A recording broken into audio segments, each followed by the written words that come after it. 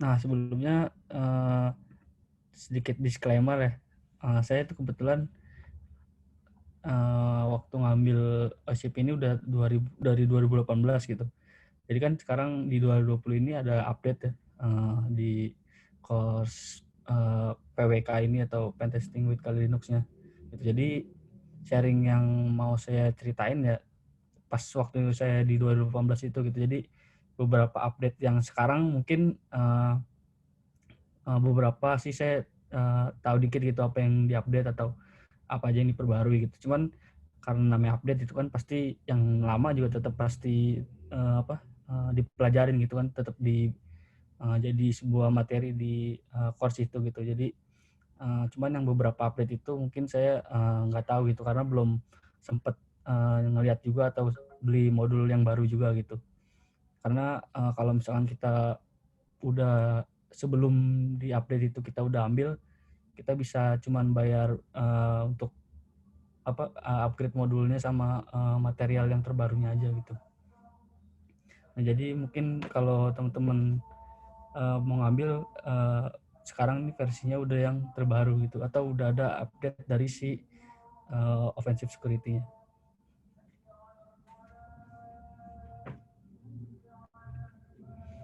Nah, konten yang nanti akan saya coba bahas itu yang pertama intro. Jadi sedikit perkenalan gitu atau background tentang apa sih OSCP gitu. Gimana waktu saya ngambil segala macam, jadi sedikit ceritain.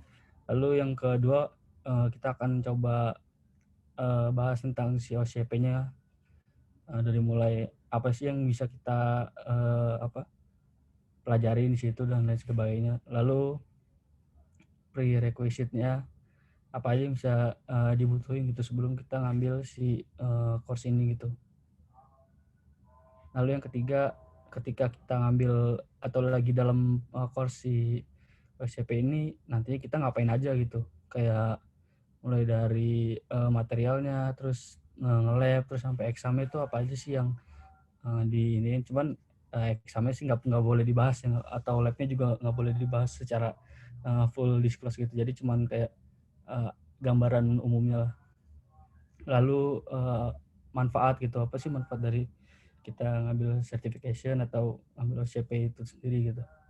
Lalu yang terakhir summary gitu. Nah, untuk intronya uh, dulu pas mau ngambil OCP ini kan ini bisa dibilang sertifikasi yang nggak murah ya. Jadi pasti orang-orang kalau misalkan mau ngambil juga kadang suka mikir beribu-ribu kali gitu kan.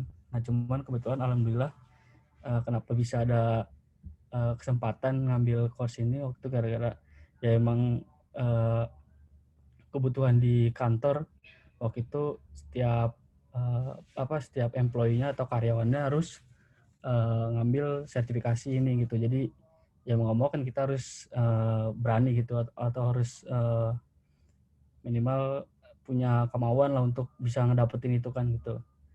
Nah, tapi sebelum waktu itu ngambil karena belum terlalu punya basic banget gitu di uh, informasi di bidang infosec ini gitu kan. Jadi saya nyambi sambil ngambil dulu sertifikasi yang punyanya Alert Security itu yang uh,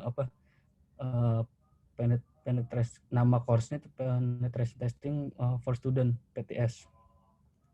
Untuk sertifikasinya yang EGPT. Nah, itu saya ngambil course itu dulu buat sedikit kayak fundamental lah gitu, fondasi awal gitu. Buat memantapkan diri buat pas ngambil si course OSCP ini gitu. Jadi belajar dulu di situ berapa bulan gitu kan.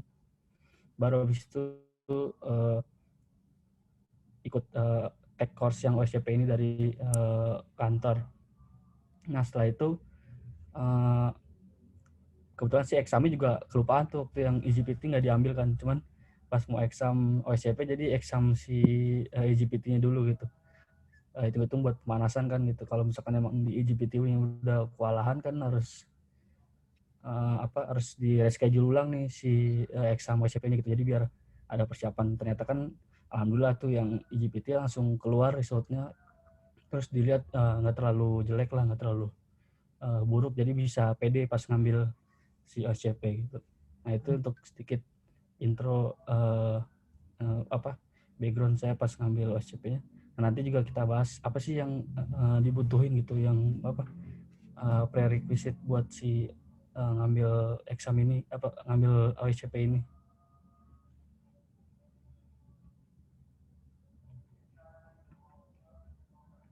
Nah, kita masuk ke OSCP nih. Nah, OSCP ini dari logonya udah kelihatan nih punyanya si Offensive Security. Jadi Offensive Security yang bikin atau si company yang buat si OSCP ini gitu course-nya.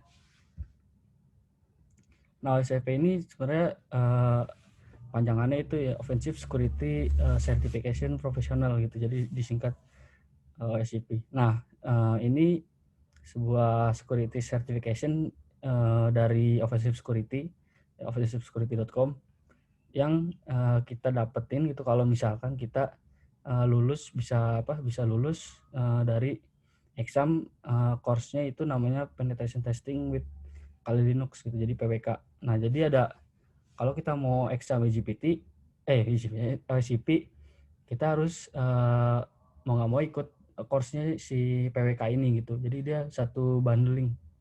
Kalau kita ngambil course PWK tentu juga satu bundling sama exam si OSCP ini gitu. Nah, baru ketika kita udah berhasil lulus dari dari exam itu, nah baru kita dapat sertifikasinya namanya OSCP gitu. Nah, nanti akan kita bahas juga nih si course PWK ini gitu, apa aja sih yang dipelajari itu segala macam gitu.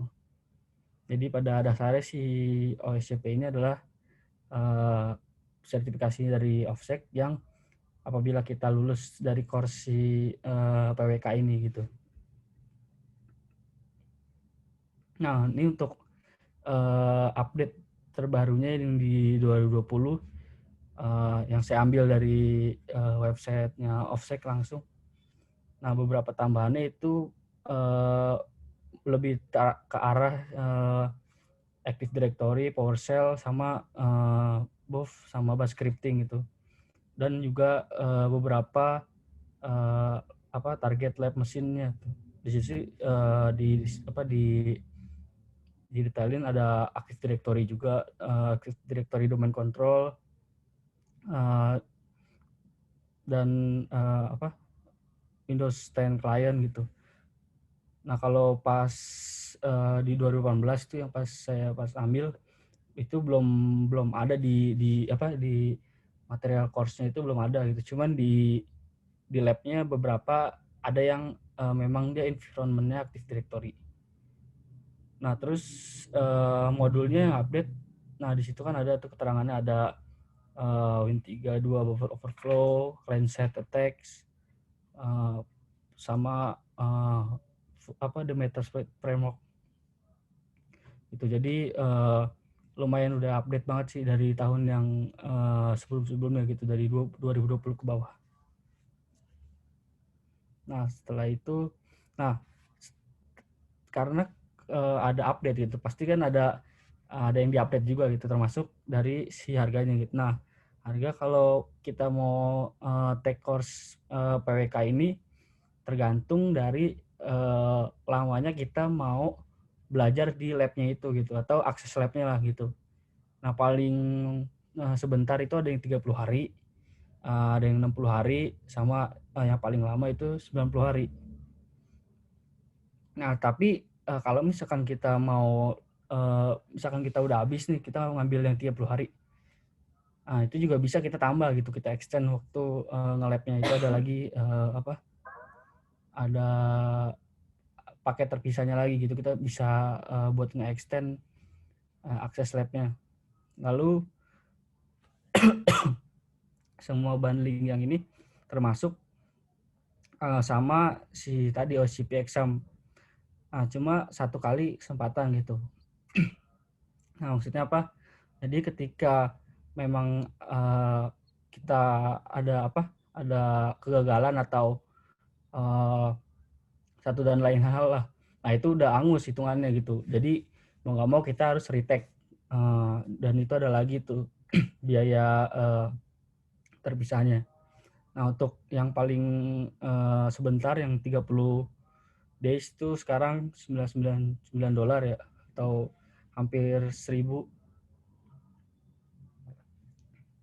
Terus yang 60 hari segitu gitu. Ini kira-kira naik sekitar berapa ya, 10-20% kayaknya dari yang waktu saya itu. Nah karena juga tadi materialnya di-upgrade, terus sama beberapa lab juga di-upgrade gitu. Nah ini memang sesuai dengan ini sih, sesuai dengan standar harganya gitu. Nah ini untuk dari segi harga. Tadi juga kita udah bahas tentang si OSCP. Nah terus prerequisite-nya atau prasyaratnya apa aja sih? Nah sebenarnya ini cuma di apa ya, memang Offsec udah juga nge-state bahwa beberapa prasyaratnya itu ya kayak seperti ini gitu. Jadi kayak misalkan minimal kita paham nih soal TCP/IP, networking, Linux dan Windows environment gitu. Lalu yang terakhir bash script, Python atau programming language yang kita bisa untuk membantu buat kayak scripting automate atau buat exploit gitu sih. Nah sebenarnya prasyarat ini tergantung dari misalkan kemampuan dari yang kita punya dulu nih gitu. Jadi kalau misalkan memang kita ragu-ragu nih, belum kayak wah nih belum punya background sama sekali di Windows misalkan itu.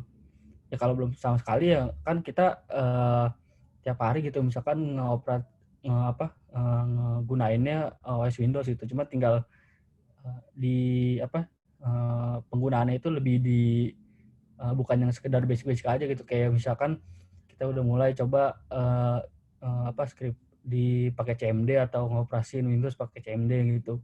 Oh ini terus juga jarang pakai Linux gitu. Nah ini minimal kita harus tahu lah kayak environment atau yang basic-basic di Linux gitu, kayak letak user group yang policy atau etc password itu apa segala macam gitu. Minimal tahu dulu itu gitu, karena bakalan nanti di course-nya itu memang ada penjelasan segala macam gitu minimal, tapi kita udah tahu nih environment yang nantinya kita bakal sering temuin gitu. Kan di situ Linux sama Windows kan gitu. Nah, kalau yang programming language kenapa harus punya ya karena itu buat poin plus aja gitu ketika memang kita butuh ngonstruk sebuah exploit yang memang harus dikonstruk dari awal atau modifikasi gitu kan, kita paham gitu. Misalkan si exploitnya Python ya, kita paham nih modifikasi ketika memang ada trouble atau kendala gitu. Oh, kenapa nih nggak jalan gitu segala macam gitu. Itu sih yang prasyaratnya. Kalau misalkan memang mau coba ambil dulu terus belajarnya sambil mesti kayak ya udahlah nyebur dulu aja gitu kan, kalau kata motivator gitu kan, nyebur aja dulu gitu, nggak apa-apa gitu, asalkan pas ngambil exam kita udah paham nih maksudnya pola yang nanti dibangun ketika kita nge-lab, ketika kita nge-pound mesin gitu segala macam tuh udah paham, oh ternyata gini, oh ternyata ini gitu, sambil di mantepin juga gitu. Jangan cuma ngambil terus nggak ada basic, ngambil terus langsung mau exam pas udah selesai gitu. Nah, itu malah buang-buang kesempatan satu itu gitu. Daripada sayang dibuang-buang kan, mending nanti aja dulu. Ya kita udah tahu nih course gini nih. Kita udah nge-lab misalkan 60 hari. Nah, kita masih belum cukup juga nih. Nah, bisa juga nambah atau kita nyari lab di luar gitu, kayak di Like the Box atau di Funhub gitu, itu juga bisa gitu. Jadi kalau misalnya udah pede baru ngambil examnya di bulan apa gitu, setelah 2 bulan atau 3 bulan setelah udah habis gitu masa labnya. Nah itu nggak apa-apa sih, nggak ada batasan waktu.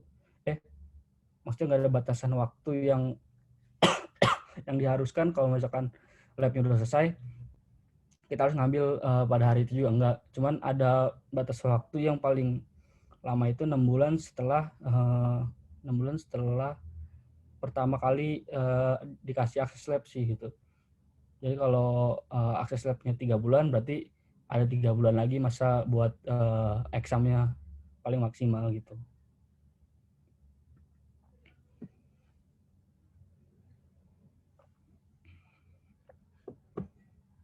Nah terus pada saat di course-nya apa aja sih yang nanti kita dapetin? Ya tadi kan sesuai di yang bundling yang tadi itu kan kita dapat course materialsnya, PDF sama video, lalu akses lab playground yang tadi, jadi akses VPN-nya, terus lab mesinnya, sama exam. Jadi satu kali kesempatan take examnya gitu. Nah jadi emang course ini full online, jadi terus juga belajar sendiri gitu. Jadi Offstack cuma ngasih, nih ada PDF, ini ada video, dipelajarin gitu. Jadi kayak cuman gitu doang gitu. Jadi kita suruh belajar dari video, terus belajar di PDF, nah implementasi ke dalam si labnya gitu. Nah baru kalau udah siap kita ambil exam gitu. Jadi singkatnya. Nah course materialnya, nah kalau yang sekarang nih ada 800 lebih ya. Kalau yang dulu masih sekitar 700-an lah. Nah kalau sekarang udah 800 gitu. Tadi include si bash scripting, passive active information gathering, terus web attack sampai buffer overflow. Lalu ada 17 hours video tutorial. Jadi ada macam-macam gitu video tutorial yang sebenarnya sih cuman kayak visualisasi dari kalau misalkan kita kurang paham nih yang di PDF nih. Itu ada yang di bentuk videonya gitu.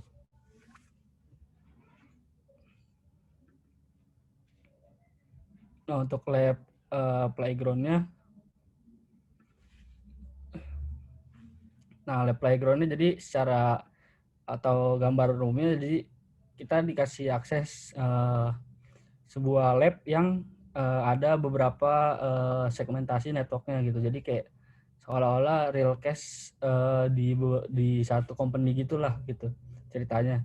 Jadi kita mulai dari start ini, terus kita cuma bisa connect ke network yang ini nih, misalkan ini network A, terus ada network B, network C, terus paling ujung lagi ada network D misalkan. Nah ya udah kita di setiap network ini pasti ada hostnya kan. Nah kita coba pound nih setiap host yang ada di network itu gitu. Nah terus gimana cara kita nge-attack yang beda network ini? Nah itu bakal jadi sebuah pembelajaran baru nanti kalau misalkan teman-teman coba main di lab atau tag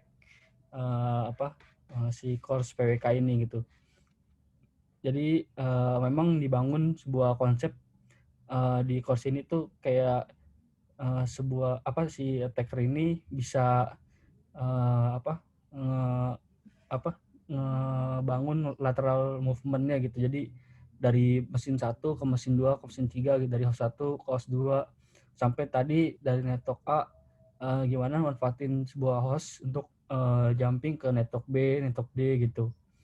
Jadi diasah tuh lateral movement-nya supaya ketika pentest di real case-nya memang nantinya kita udah bisa gitu kan gitu. Jadi yang pengen di course ini tuh itu. Jadi bukan sekedar kayak misalkan kan kayak di situ misalkan ada materi Metasploit gitu kan. Bukan sekedar ini cara pakai Metasploit dipakainya kayak gini-gini segala macam gitu. Cuman yang pengen dibangun itu gimana cara kerja atau nge-tag sebuah host gitu menggunakan tools, tapi kita paham nih, oh tools ini kegunaannya untuk ini, jadi nggak ketergantungan sama si tools A, tools B gitu. Malah di exam nanti itu juga ada beberapa restriction gitu tentang tools yang digunain gitu. Karena kenapa tadi yang pengen dibangun tuh pola pikir si hacker mainnya itu gitu. Gimana caranya si hacker nih bener-bener ya udah ngetek ya udah jangan fokus sama tools A B C D gitu, karena kan tools ya cuma sekedar tools gitu. Yang paling penting kan cuma ada di kepala kita gitu kan, bagaimana si hacker mainnya itu gitu. Kalau tools mah pendukungnya aja.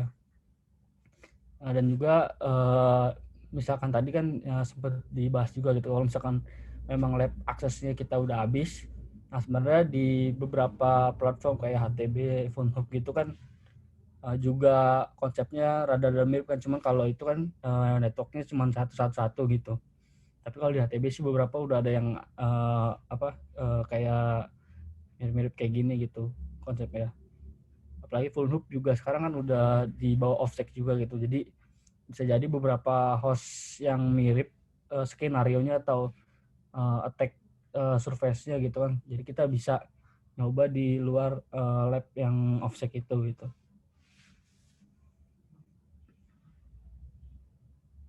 Nah, yang terakhir setelah kita dapat material course, terus lab playground, nah yang terakhir ya tentu exam itu ya. Nah, yang di exam ini kita dikasih waktu cuma 24 hours buat taking.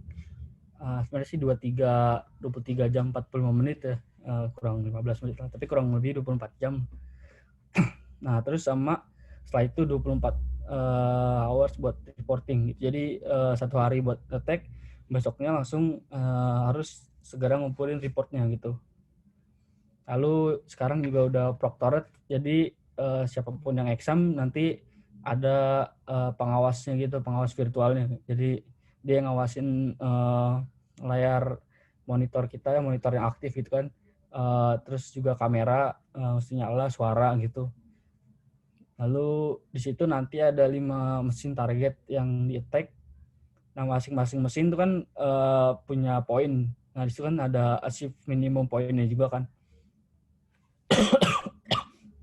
Nah, satu lagi mesin debugging. Nah, mesin debugging ini kenapa ada? Karena di salah satu 5 mesin ini tadi ada kan ada material buffer overflow ya. Nah, itu di salah satu 5 mesin itu ada mesin yang buffer overflow gitu. Jadi mau nggak mau ya kita harus ada mesin debugging kan gitu. Nah, Offsec ngasih tuh satu mesin buat debugging kita buat ngedebug si buffer overflow-nya itu udah jalan apa belum gitu.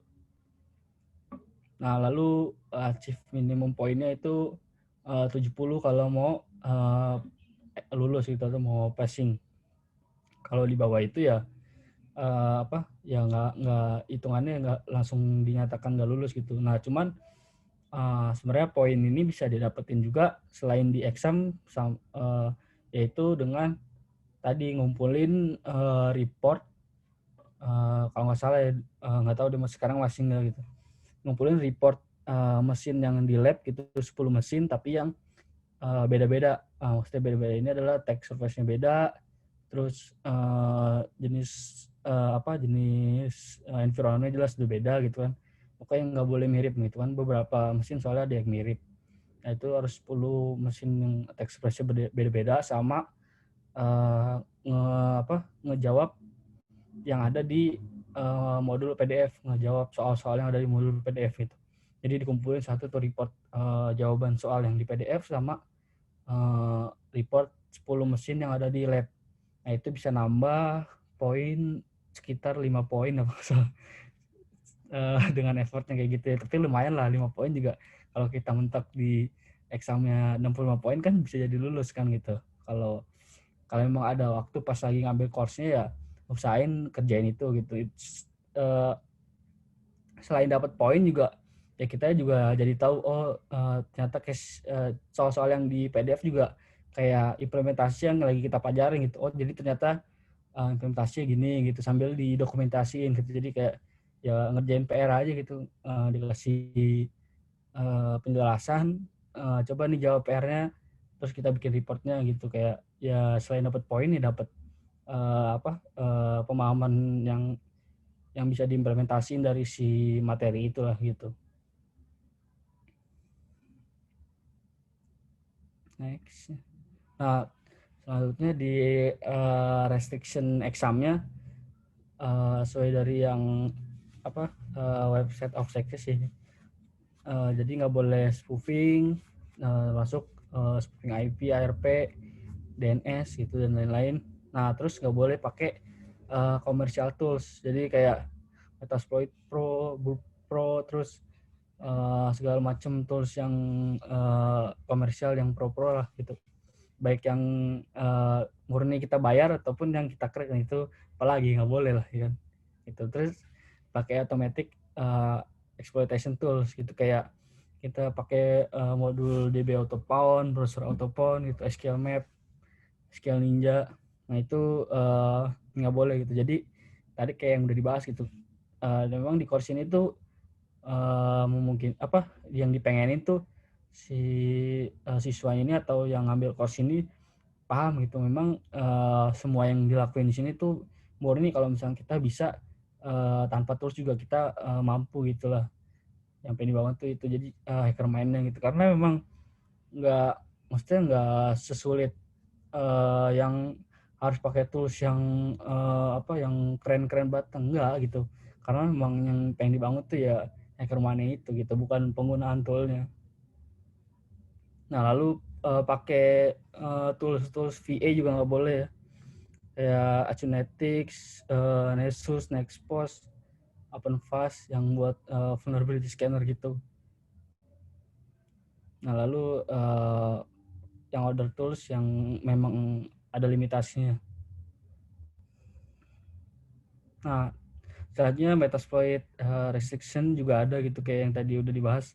Jadi pada saat exam ada Metasploit restriction-nya gitu. Jadi cuma satu kali kalau kita mau gunain modul yang ada di Metasploit, itu cuma satu kali kesempatan buat gunain modul si auxiliary exploit sama yang post exploit gitu, atau gunain Meterpreter pilot itu cuman satu single target aja. Nah jadi kalau misalnya kita udah coba satu terus gagal gimana, ya udah hitungannya udah kepake gitu. Makanya jadi Metasploit restriction ini kayak buat kita ya ya udah nih, selain nggak pakai Metasploit kita bisa nggak gitu, atau trik-trik apa nih yang bisa kita gunain nih gitu, jadi nggak terpaku sama Metasploit gitu. Nah selanjutnya manfaatnya apa sih, benefitnya? Nah tentu saja yang pertama enhance, meningkatkan skill kita, karena memang di course itu tuh bener-bener membangun pola pikir main juga sih gitu, karena kayak banyak trik yang mind blowing banget lah yang nanti kita bakal temuin tuh di lab, nah itu di course materialnya gitu. Oh ternyata bisa kayak gini, oh ternyata ya banyak lah yang trik-trik yang bakal membuat kita takjub gitu. Nomor 4, membuat Anda terkejut. Terus sertifikat validation tentu aja gitu kan. Jadi kita ada validasi, kayak validasi skill kita lah gitu dalam bentuk sebuah sertifikasi. Nah lalu salary gitu ya, ya itu sih tergantung dari company sama beberapa tempat aja gitu ya. Tapi dari 9 dari 10 sih bakal setuju gitu salary kalau SCP itu memang udah bisa upgrade itu. Kalau memang kalian yang di 10-nya ya coba cari yang di 9 aja perusahaan. Nah, lalu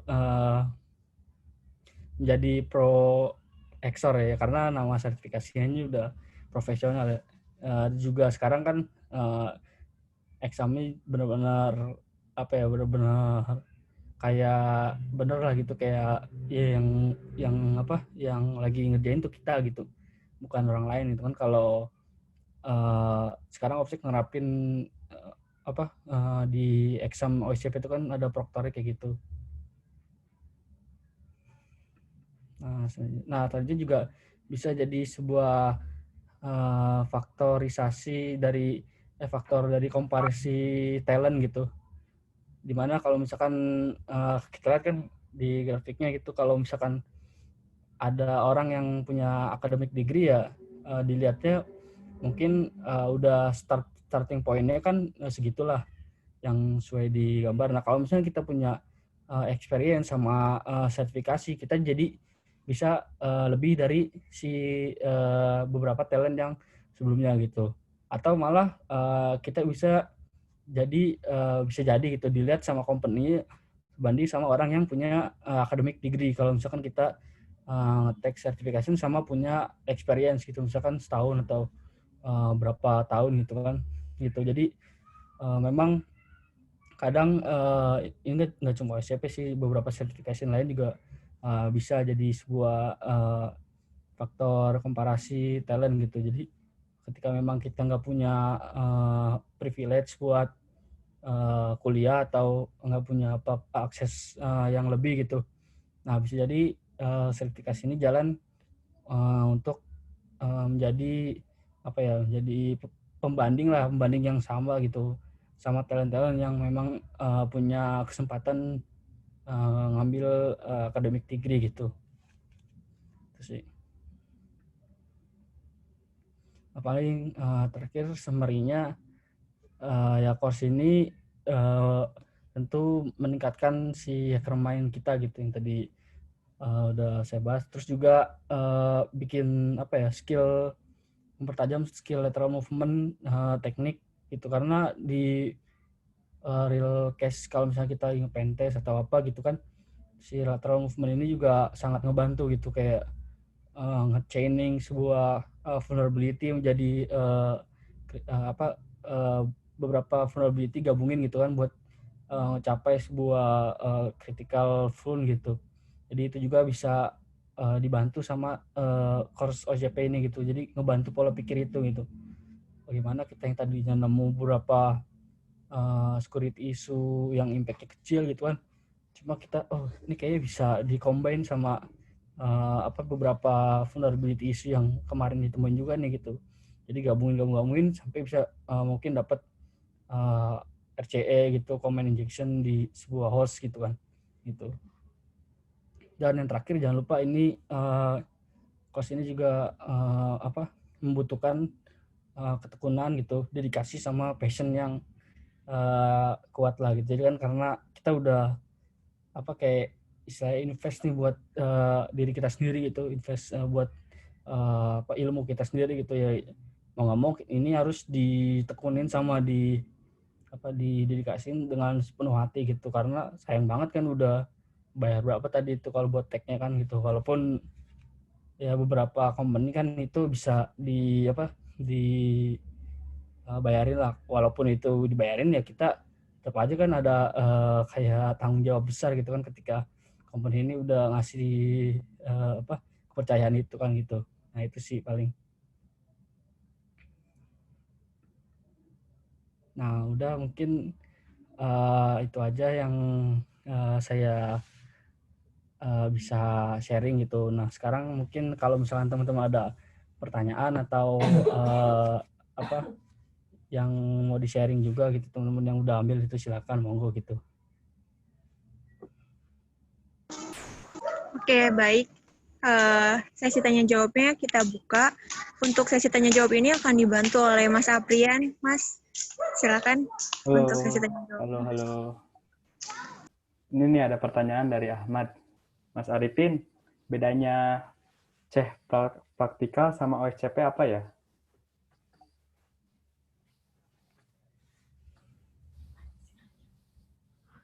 Halo? Oh iya. Bedanya C praktikal sama OSCP ya? Tadi mana? Karena saya kebetulan belum ngambil yang belum baca review atau tahu juga gitu yang C praktikal gimana. Cuman kayaknya sih konsepnya bukan, kalau C biasa kan dia examnya jawab soal ya. Kalau yang C praktikal berarti kan examnya kita kayak tadi kayak yang di OCP itu mungkin. Nah, jadi bedanya mungkin materinya aja sih, cuman konsep buat apa penentu kelulusannya sama gitu. Sama-sama harus praktikal yang diuji gitu, bukan ngejawab-jawab soal lagi gitu. Mungkin yang dari persamaan, cuman yang jadi beda sih kayaknya cuman materinya doang sih. Sama ujiannya juga mungkin beda juga gitu. Apa kesulitan sama apa tingkat itunya beda gitu paling sih.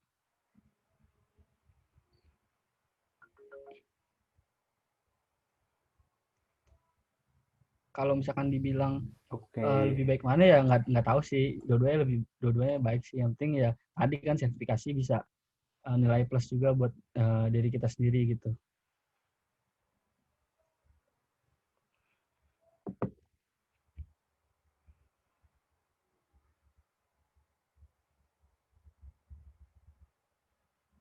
Nah, nih Mas ada yang nanya juga nih, Mas Ruth Pakar. Ya, Katanya untuk examnya itu 24 jam full atau bisa dipisah-pisah waktunya gitu. Jadi di 12 jam pertama mungkin praktik, terus dokumentasi, terus besoknya gitu lagi. Bisa gak? kalau dipisah gitu sih tergantung kitanya, cuman kalau pembagian waktu yang dari offsetnya itu tadi gitu, kayak ini satu hari nih kalau mau tagging nih waktunya berarti satu hari nih, terserah kalau misalkan di waktu satu hari itu kita mau sambil reporting nggak apa-apa gitu, cuman dari offsetnya cuman kayak ya udah nih buat attack uh, cuma 23 jam 45 menit nih. Kalau lebih dari itu berarti kita udah nggak bisa akses si target mesinnya gitu. Jadi akses ke apa target mesinnya itu doang sih yang dibatasin gitu. Nah setelah itu baru pengumpulannya reportnya dibatasin lagi gitu. Di besoknya juga 23 jam juga gitu, atau di besoknya juga harus udah dikumpulin gitu. Nah kalau untuk pengerjaan yang misalkan di apa di 24 jam yang pertama itu kita sambil reporting nggak apa-apa.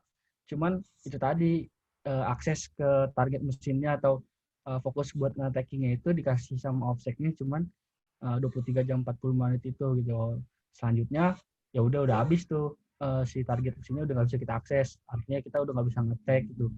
Nah, terus dikasih waktu lagi buat ngumpulin reportnya 23 jam 40 menit lagi gitu. Kalau untuk pengerjaannya tergantung kitanya sih mau apa mau ngerjain reportingnya kapan atau mau tag sambil reporting apa boleh juga gitu.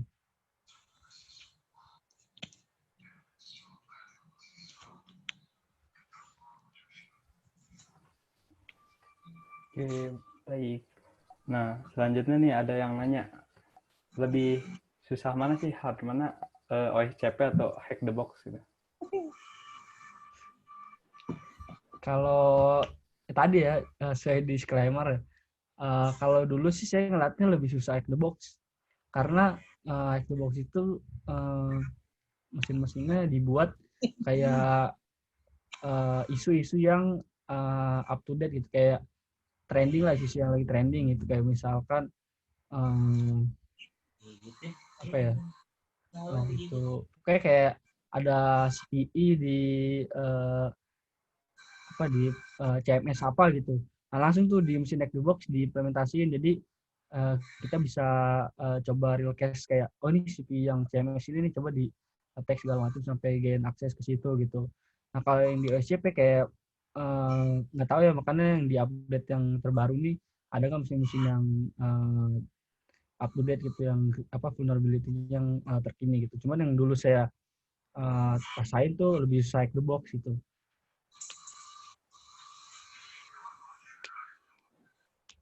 Nah karena lebih susah itu malah ngebantu kita gitu. Jadi oh hack the box saya kita bisa kan gitu, apalagi OCP kan gitu. Seenggaknya kan ada kayak buat pede diri dikit lah gitu kalau bisa hack the box.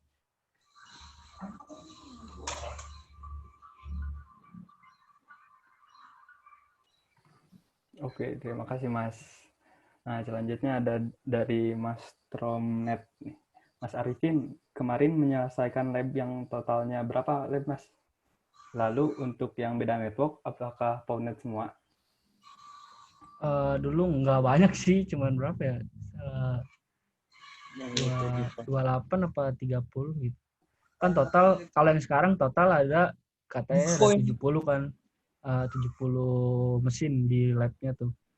Nah, saya kalau dulu pas lagi ngambil yang di lab cuma pound 28 sampai 30-an lah lupa. Terus gitu lah 28-an itu, 28 mesin doang. Nah, kalau untuk yang ngepound beda network itu tadi gimana caranya kita ngegunain si host yang kita bisa akses buat ngebantu kita jadi jembatan lah, nge-bridge gitu ke host yang nggak bisa kita akses gitu.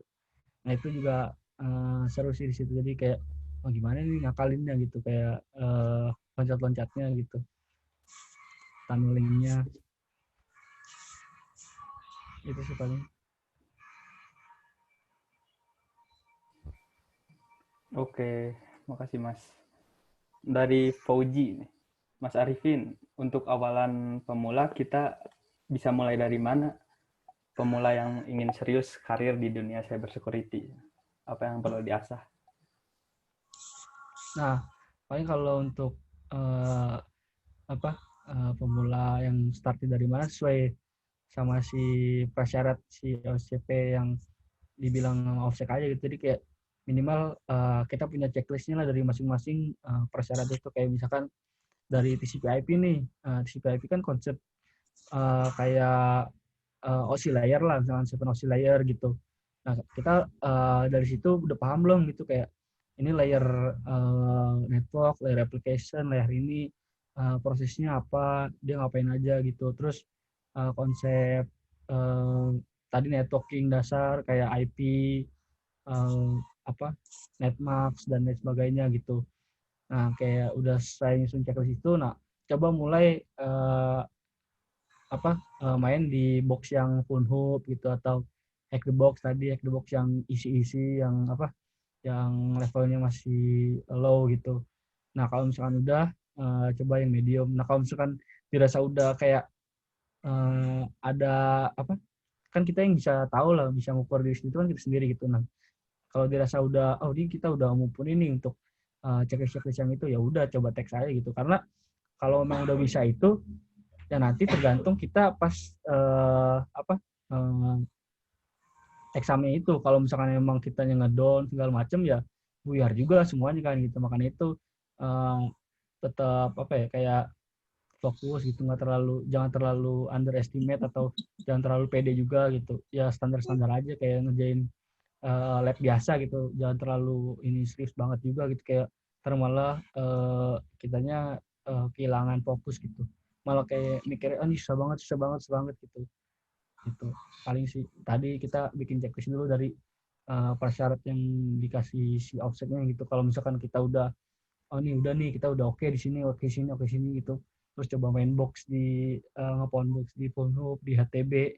Nah, baru kalau udah udah lancar, udah gacor lah istilah anak Jakarta gitu, udah gacor. Nah, baru tuh udah tag aja di course yang PWK-nya gitu. Karena masih ada waktu juga 30 hari lah minimal buat ngerjain lab-labnya gitu, belajar materinya, nonton video tutorialnya.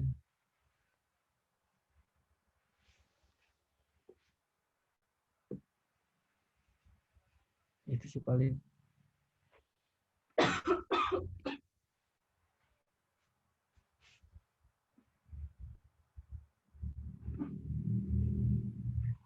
Nah, ini ada pertanyaan lagi, Mas, dari Mas Bahru. Mas Arifin, kalau boleh minta referensi situs atau ebook terkait piping attack mesin yang ada di beda network. Oh, referensinya paling cari-cari materi terkait tunneling aja sih, tunneling di host gitu, entah itu di Windows, entah itu di Linux gitu. Tunneling itu kayak nge-create terowongan gitu, kayak kita punya host, kita bikin terowongan buat loncat ke network yang ada di host lain gitu. Itu keyword sih tunneling. Nah beberapa box sih kayaknya ada nggak ya di HTB, nggak tahu, kayaknya ada sih. Coba baca-baca WordTab yang di HTB yang mengharuskan si attacker ini tunneling di si boxnya itu juga termasuk bisa ngebuat kita ngopowning di host di network lain sih, gitu. Tunneling sih tadi keyword ini kalau mau cari.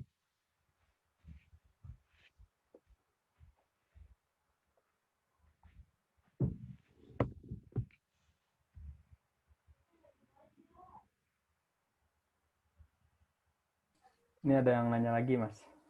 Dari Mas Muhammad. Mas mau tanya, tadi itu sempat disebut ujian Proctored test. Oh, Itu kita sebagai peserta yang diuji harus hidupin webcam dan screen kita dipantau selama 24 jam atau gimana? iya sih. Kalau kebetulan saya kemarin belum ya, cuman kalau ngelihat teman-teman yang kemarin sih katanya gitu, apa webcamnya harus nyala, terus juga screen-nya dilihat sama si proktornya, terus juga kita harus kayak merhatiin nih sekeliling kita nih apa nih gitu, kayak proktor pengen tahu kita di ngerjainnya lagi dari mana gitu. Misalkan di kantor nih nggak apa-apa gitu, misalkan di sebelah kita atau beberapa jarak dari kita tuh ada orang, nggak apa-apa gitu, asalkan kalau misalkan ada orang nih lagi kita ngerjain terus ngedekat, nah itu bakal jadi satu faktor. Misalkan nanti si dokternya juga nyatet sih, ini orang berapa menit nih ngedeketin si siswanya yang lagi exam nih, bisa jadi bahan juga, bahan apa penilaian gitu. Kalau misalkan emang lama kan bisa dicurigain kalau misalkan ini orang apa-apa gitu segala macam gitu. Jadi itu webcam sama monitor, terus webcamnya juga harus dipantau nih sekeliling kita lagi ngerjainnya di mana gitu. Kalau misalkan kita mau ke kamar mandi atau itu ya tinggal bilang aja gitu, kita mau kamar mandi gitu. Ada kayak platform chatnya juga sih.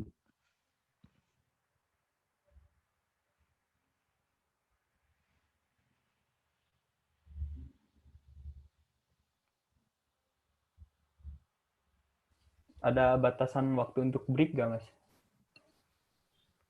Untuk Wah itu ke kamar atau tidur gitu? ada nggak? Ada sih kayaknya, nggak apa-apa itu. Untuk Tapi sholat, tapi untuk bilang ke bilang kamar dulu mandi? ke yang penting bilang ke proktornya dulu gitu. Kita mau ngapain itu, mau break, istirahat atau apa boleh. Masa ya harus 24 jam di depan laptop kan, mata juga kayaknya pedes juga ya. Boleh asalkan bilang aja, yang penting kita mau ngapain bilang gitu.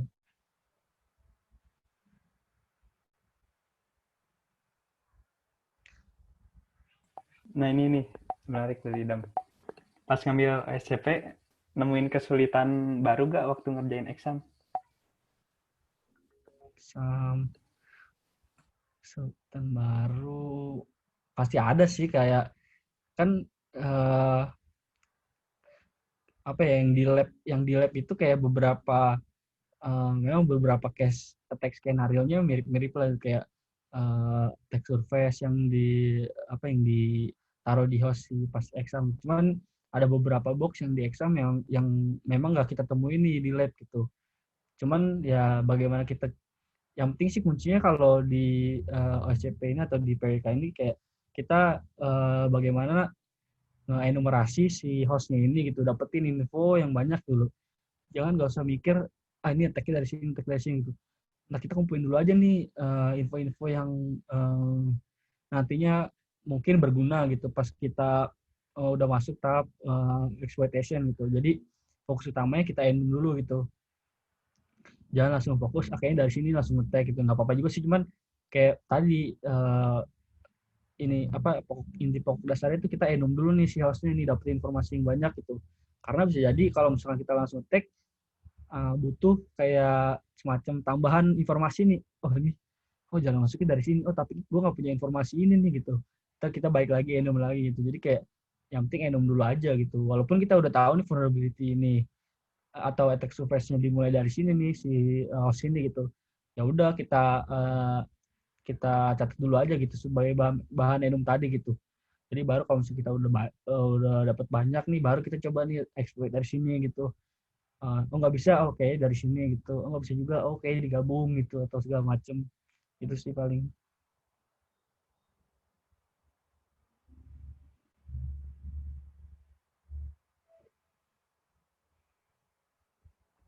tapi pasti ada sih. Itu sih serunya makanya ngambil course PWK ini, ngerjain exam SCP-nya.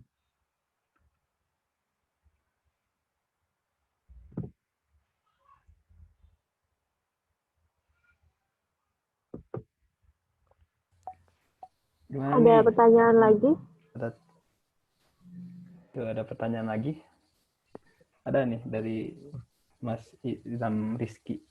Ada tips gak Om buat ngelatih lateral movement nggak biar nanti pas exam udah terbiasa? Itu tadi latihnya di labnya itu gitu. Makanya kalau menurut saya sih minimal kalau mau kayak bukan aman sih, kayak misalkan mau tingkat kepedeannya itu oke nih. Nah minimal tuh di lab tuh kita bisa ngepon 20 mesin tuh baru insya Allah udah aman lah gitu. Karena kalau 20 mesin kita udah paham nih, maksudnya kayak oh ini kalau ada mesin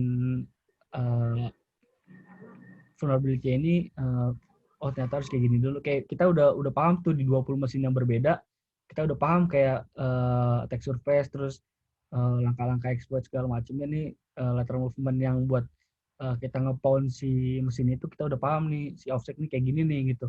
Di 20 mesin yang berbeda ya kita ketika ngepound 5 mesin yang di exam gitu kan ya, udah beberapa pembandingnya udah 1:5 kan, kita udah paham gitu inian si offsetnya kayak gimana. Ya di luar satu box itu kan ada yang buffer overflow ya, jadi 4 box itu kita dari 20 kita udah pas di lab nih tinggal ngepon 4 box lagi di exam gitu, kayak ya udah kita udah paham nih 20 box ini kayak gini gitu. Ya 4 box lagi ya nggak jauh-jauh lah dari situ gitu, kayak gitu lah misalkan gitu.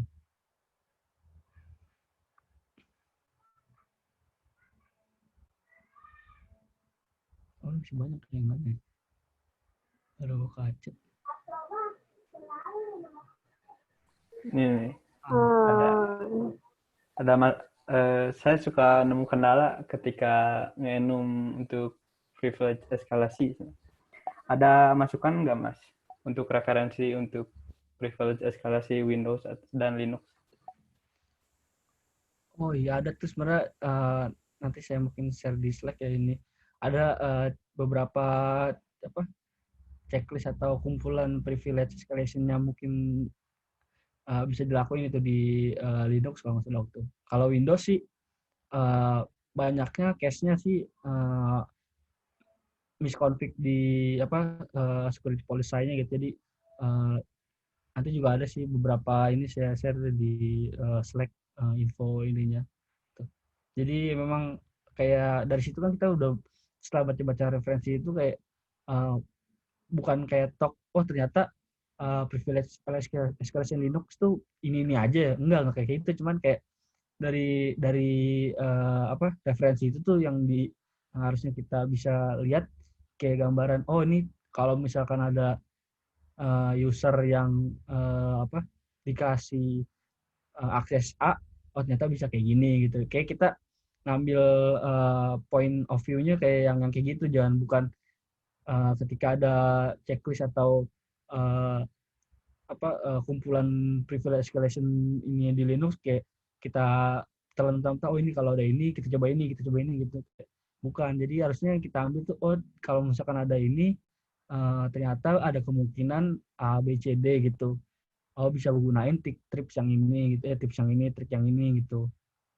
Sama berapa sebenarnya ada tools yang buat ngecek itu sih Linux ngecek privilege checker ya kan, Linux check, sama yang di Windows juga beberapa sih udah lihat gitu. Jadi tinggal itu cuma ngebantu, cuman ketika memang kita jalanin ya dia ngasih result doang gitu, ngasih result beberapa kemungkinan yang bisa kita pakai buat privilege escalation, bukan jadi patokan ketika dia ngasih result ini oh pasti dari sini nih, enggak gitu. Cuman kayak ngasih penunjuk aja ketika kita jalanin tools ini, dia ngasih result kayak ini ada user yang ada di host ini, terus privilege-nya ini gitu, terus aplikasi yang ada di sini ini gitu, terus akses terhadap aplikasinya ini gitu.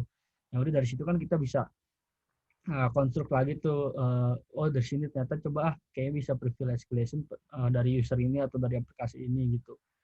Ini sih paling. Sama ntar beberapa catatan yang referensi yang waktu itu saya saya pernah baca, saya share di Slack. Saya lupa ngopi-ngopinya sih itu.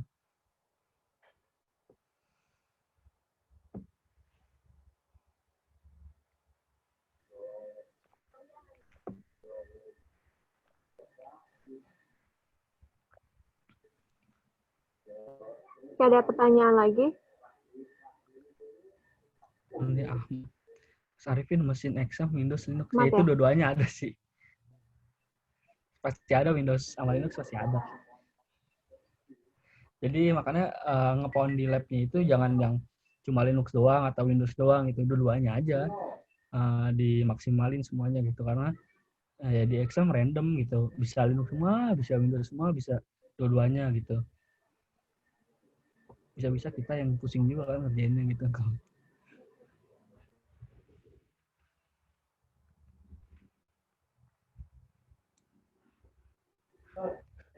Lalu ada pertanyaan lagi nih dari Roomnet. Om Arifin, ada sedikit bocoran nggak ya untuk pivoting indikasinya dari mana ya kalau bisa digunakan untuk pivot? Oh ya, salah satu keyword yang tadi selain tunneling tuh pivot. Apa ya, ciri-cirinya atau indikasinya paling kalau pivot kan istilahnya kita butuh satu koneksi yang aktif ke entah itu host, entah itu network. Nah, jadi kita bisa cek kalau misalkan, terutama ya di IP pasti, kalau IP-nya ada banyak kan kemungkinan besar dia tergabung dalam network yang lain gitu. Terus juga cek juga masalah kayak um, apa sih, NFS ya, network file sistemnya. Kalau misalkan dia ada network file system, bisa jadi juga dia connect ke network lain menggunakan service itu gitu. Pokoknya yang bergantung yang berkaitan dengan network aja yang dicek tuh. Entah itu dari koneksi, entah itu dari IP, entah itu dari service yang jalan gitu. Itu bisa jadi indikasi sih gitu.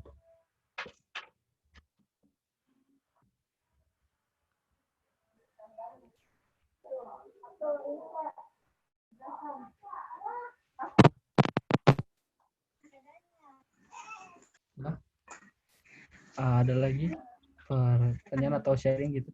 Tahu di sini ada yang jangan-jangan udah ada yang ngambil, coba lihat pesertanya dulu. Jangan-jangan ada suhu nih di sini. Saya jadi malu nih. Wah, saya nggak tahu nih nama-namanya. Pada pakai ini nih nama anonim, biar nggak ketahuan.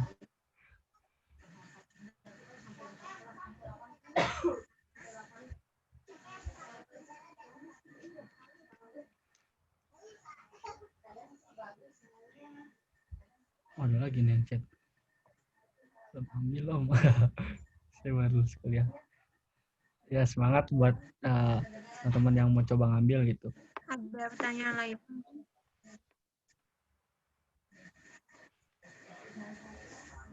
Sebenarnya entry point yang buat coba OSCP, kalau mau coba itu bisa tadi tuh yang e-learn, penetration testing for student, juga buat basic pen test atau basic di dunia IT security gitu.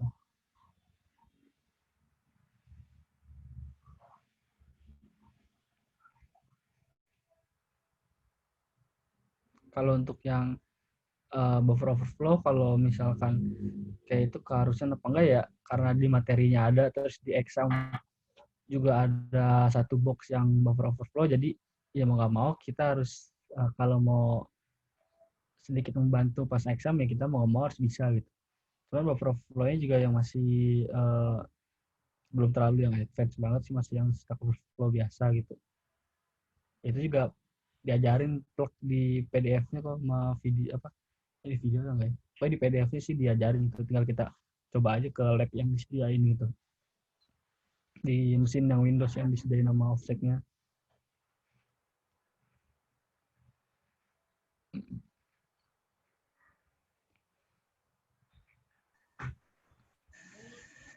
Mungkin kalau sudah tidak ada pertanyaan lainnya, bisa kita sudahi untuk diskusi malam ini. Satu lagi, paling silakan. Closing remarks-nya atau closing statement-nya buat teman-teman semua yang mau coba ambil atau take si course PWK ini ya usahain tadi kan karena ini course-nya juga nggak murah ya, usahain tuh benar-benar emang tekun lah gitu. Misalkan ambil sebulan ya sebulan itu kita tekunin di maksimalin gitu. Jadi ada target juga misalkan satu hari satu box gitu di labnya atau seminggu berapa box gitu. Karena kalau kita nggak bikin target itu sayang banget gitu ketika tahu-tahu udah masa waktu labnya udah habis gitu kan, harus udah exam gitu segala macem. Kalau memang kita nggak ada ini lagi kan bingung gitu. Bisa aja sih main di HTB tadi atau di full noob. Cuman kan yang benar-benar kayak cash yang dipengen kan yang di lab itu gitu. Ya usahain jadi ada target lah minimal berapa box gitu yang kita mau pound di lab itu. Terus juga jangan lupa bikin catatan semua yang ada di lab itu gitu. Karena itu ngebantu banget ketika nanti kita exam gitu. Nah, ketika exam ya kita boleh banget ngebuka catatan yang kita bikin gitu kan. Karena itu kan catatan kita sendiri. Ngeliat referensi juga boleh gitu. Ya nggak boleh mah ya dikasih tahu gitu. Dikasih tahu jawabannya plak itu nggak boleh.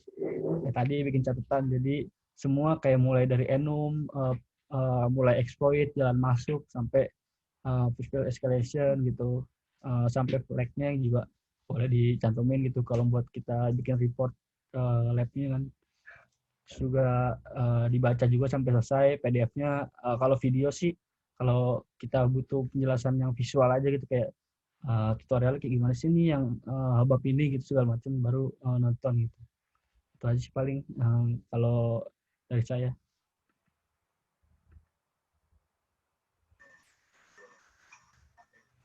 Mungkin ada yang terlewat. Untuk YouTuber India boleh ya tadi. Boleh nggak ya tadi? Untuk yang tadi India boleh. untuk membantu Nggak sama boleh YouTuber lah. India. Apa nggak boleh? Apa? Oh, ada lagi nih. Lagi Kak. Apakah report itu? Report apa nih?